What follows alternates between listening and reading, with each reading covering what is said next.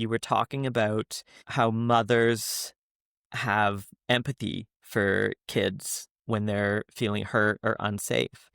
And they have almost a preemptive empathy where they can see it happening before it happens and feel that feeling.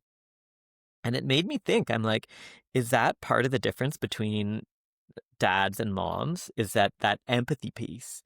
And I think it's a stereotype, but I'll say in general, in my experience, women are better at empathy than men.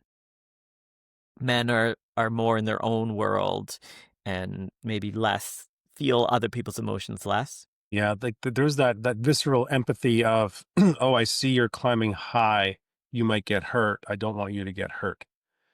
What's also happening for me is like, yeah, I feel a bit of fear. I feel the awareness, like, yeah, this is a risky situation, but I'm also being empathetic to the man he'll become by letting him have this challenge now. I'm going to face my fear about his potential injury and let him keep going, knowing that it might go badly.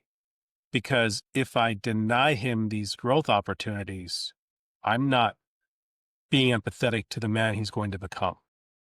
The future, I don't want him at 22, like, Dad, why did you raise me to be a pussy? My life sucks. Why didn't you let me grow into a man? Why did you keep getting in the way? Why didn't you push me? Why didn't you challenge me? Why didn't you do all those things you do for your men in your groups? Why didn't you do that for me? Yeah, it's playing the long game is a key part in Yeah, like being a long good game parent. empathy. Yeah.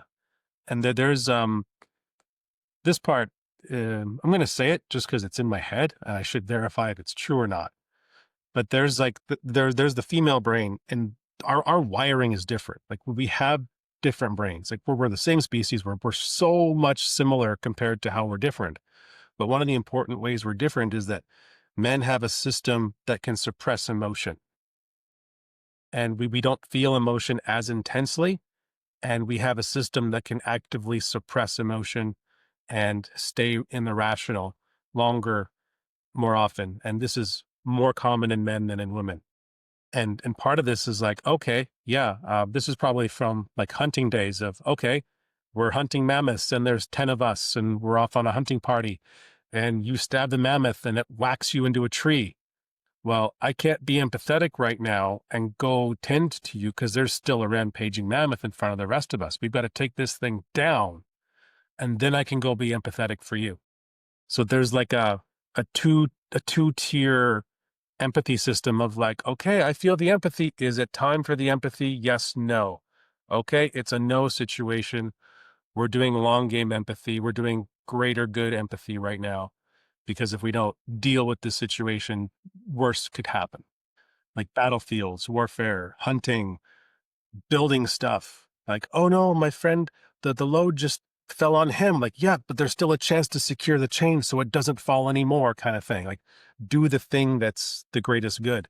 And that's what I feel a lot kick in for my son is like, I want to stop him too. I don't want to watch him do the dangerous thing, but I know I need to because he needs to do these kinds of things.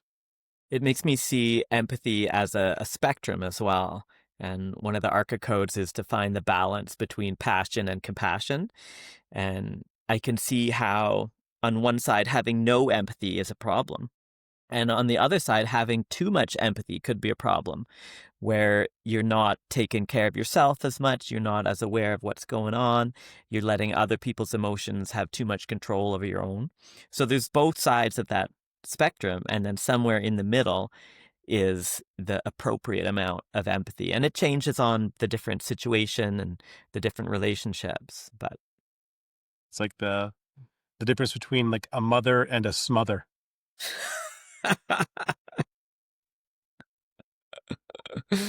oh, I love that. Do you have one for father? A father and a bother. Father and a bother. Yeah, that would be like the over attentive father. That's a good one.